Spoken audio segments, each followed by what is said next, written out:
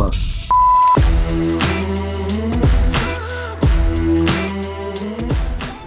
Hello everybody and welcome back to another episode of Tokenised World. It's me, your good friend Jack, and I am super happy to be back again with another episode. We've a good bit to cover, so let's get started. But before we do, make sure to like, comment and subscribe. We're really trying to grow the community here. We're really trying to put a lot of effort into the RWA community, and it means a lot for everyone who gets involved. We will have a little bit more on it later, so stick with us and thanks for watching. So to start, I want to open with probably a little bit of a worldie in my opinion. It was an article released by Coindesk, and it basically touted the tokenization of real-world assets as fake news. I'll include the link to the article in the description, but a kind of brief summary of it includes things like the tokenization of real-world assets in terms of the Gartner hype cycle being compared to the likes of the NFT and DeFi hype we would have had in the last cycle. So definitely have a read of it and let us know what you think, especially if the tokenization of real-world assets is something that you're learning about.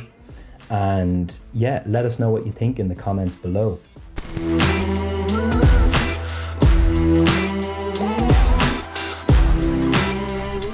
Moving on, I'd like to cover a little bit on Defactor and a quick update. They're constantly releasing new content now. They have new ebooks coming out on the regular. And if you head on over to the Defactor website, that's Defactor.com, you will see a lot of that information there. They are the sponsor of this video, so I always like to give them a shout out, but I know the team personally and I think what they're doing is fantastic. They're working so hard and they're pushing in the right direction.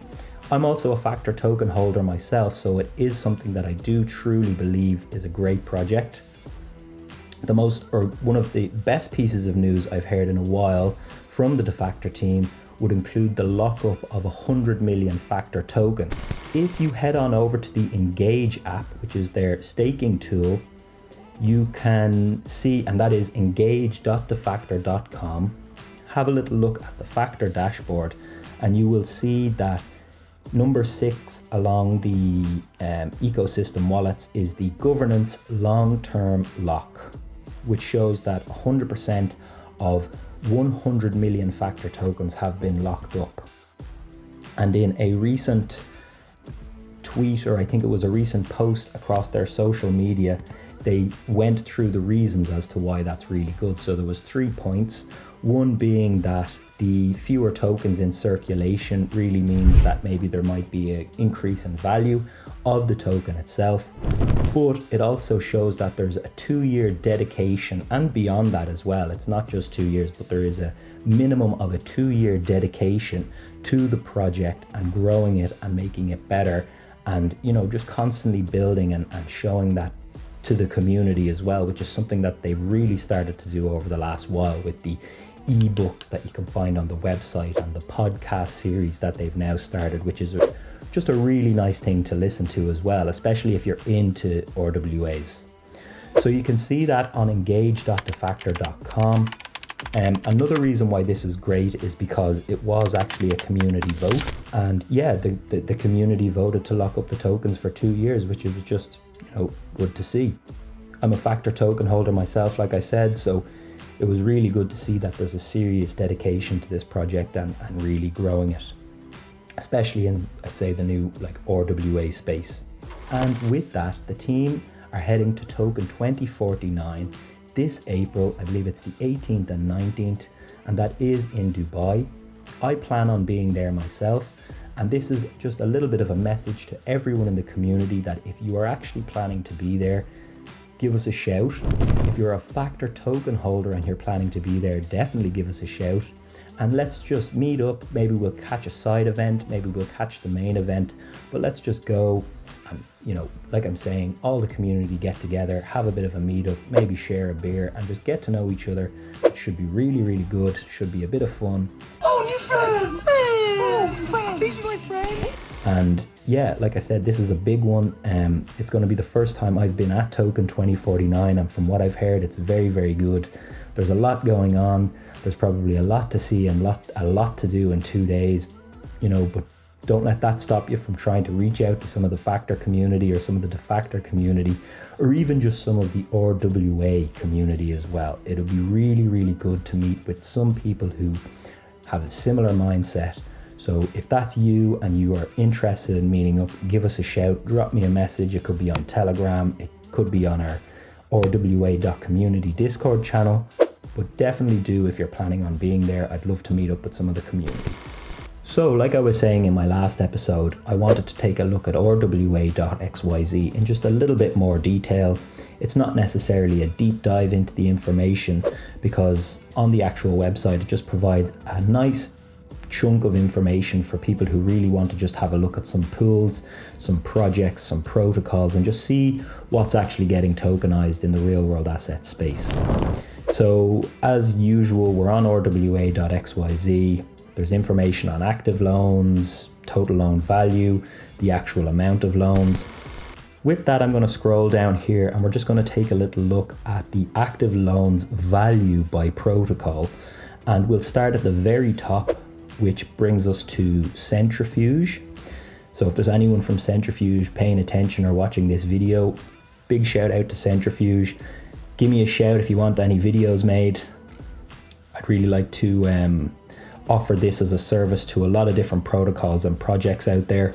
So if you are interested, give me a shout and we can have a chat, and we can see all the pools here that are available for people to stake, get involved with. And these are all directly associated with real world assets and the tokenization of these real world assets. First one, let's take a look at it, is Animoy Liquid Treasury Fund, US Treasury Fund. And you can come into the dashboard here and you can see, assets value, the reserved value. You can come down here and you can actually get a little bit of information on the issuer. You can click onto their website and you'll get a good overview of what this company is, what the project is.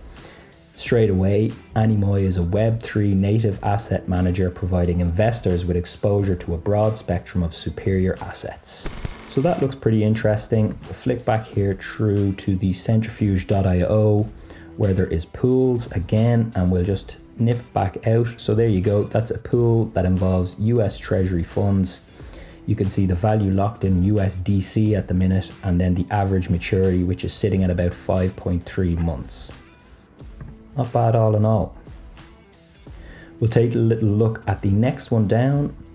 We'll go down to New Silver Series 2, which is more than likely an active pool. And again, you'll get the information about the actual pool itself. So the asset class being real estate bridging loans, and the total value locked at the minute being 19 million. Again, you can come down here and you can get information on the issuer. So this one is New Silver, and that's helping real estate entrepreneurs build. I believe I've seen them before. So the fix and flip market in the States is one that's, quite popular. And I think this is what they're involved in. So you can flick onto the website, real estate entrepreneurs. There you go, loan products, fix and flip, rent or ground up. So this is good to see, especially if you're getting used to tokenization of real world assets, if you're getting familiar with the space, which is what I am doing myself. I'm learning every month, trying to teach and show people that you can do it too.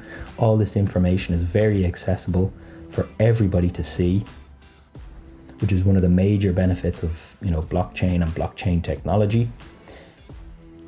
They all try to be as transparent as possible, which is fantastic. So that's New Silver there. So shout out to New Silver, shout out to Animoy, shout out to Centrifuge as well.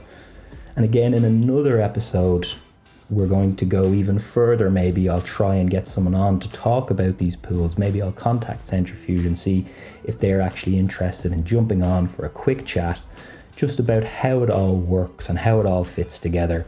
But from an outsider looking in, we can see that it's pretty good. There's a lot of pools and it's heavily involved with the tokenization of real world assets.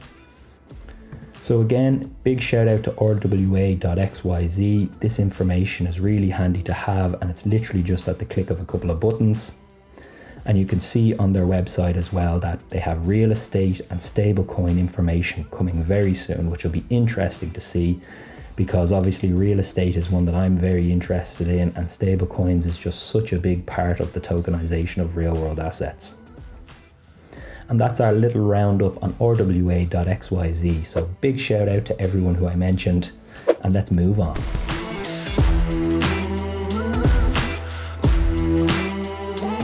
So in our next segment here, I just want to cover a little bit on RWA.Community, which is a Discord channel that I'm involved with. And the community has been growing massively since the last time we spoke about it. So I just want to say a big shout out to everyone who has gotten involved and who has come and joined the channel. There is over 8,000 members in it as I talk to you today, and it is growing. And I just want to say that in the actual channel itself, you can see that there is, and these are just the main channels, there is a general chat, but there is also a channel just for Defactor and Defactor news, which is cool. I want to just say to anyone who wants to get involved, whether it's the likes of Centrifuge, I know we've talked to Plume and we've mentioned Plume Network before on the series. We've also talked about Libertum. Now we've talked about New Silver, you know, even RWA.xyz. I just want people to get involved, and you can have your own channel, even if you're a community member for Centrifuge and you just really want to spread the word of the good work that Centrifuge are doing. You can come on, speak to myself, and we'll get you set up with your channel there, and you can actually run it yourself as a community member for Centrifuge. And it's the same with all these projects and protocols out there. It doesn't just have to be Defactor. It can be anyone who wants to get involved more in the space and really build a community inside this community of, say, you know, like I have done it with Defactor. I'm a FACTR token holder. I want the token price to, you know, go up. It's good for everyone, but I also believe in what the guys in the project are doing. And I really think that the information, spreading the information is really a vital part of it. It is in some ways, with the Defactor news being posted a lot more frequently than, say, other protocols and projects, a little bit seeming one-sided. But I don't want that to be the main message that comes out of the channel. This is a huge community of RWA enthusiasts. So get involved, and if that means you want your own channel for, you know, your favorite tokenization project, then 100% give me a shout and we'll have a chat and we'll get you set up, because that's really what this is all about. I've said it from the start. These are community videos for the people in the community who want to learn. And you know, I'll say things wrong. I'm not a financial expert. So, you know, you don't have to be an absolute financial wizard to get involved. You can really just, you know, grab the bull by the horns ahead of the bull run, if you know what I mean. You know, just really do get involved. You know, there is a channel on there for Tokenised World as well. There's one for RWA News. So I don't want to keep repeating myself, but if you want to get involved and have your own channel on RWA.Community, definitely let me know.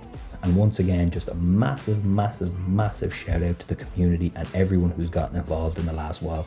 Really means a lot. So thank you very much. And with that, over the last while, I've taken a look at the YouTube channel and its analytics for the videos. Not a lot of people are sticking around till the end, which might be something to do with the fact that the content is more long form than short form. Over the next while, we're going to explore different options and see how people react to, say, content that comes out more often but is shorter versus content that comes out less often but is longer. So on that note, I just want to say again, thank you very much for everyone who's gotten involved and who's watching the videos, and especially all of the videos. Don't forget to like, comment, and subscribe as always, and I will see you in episode 4. Thanks again, everyone. Have a good one.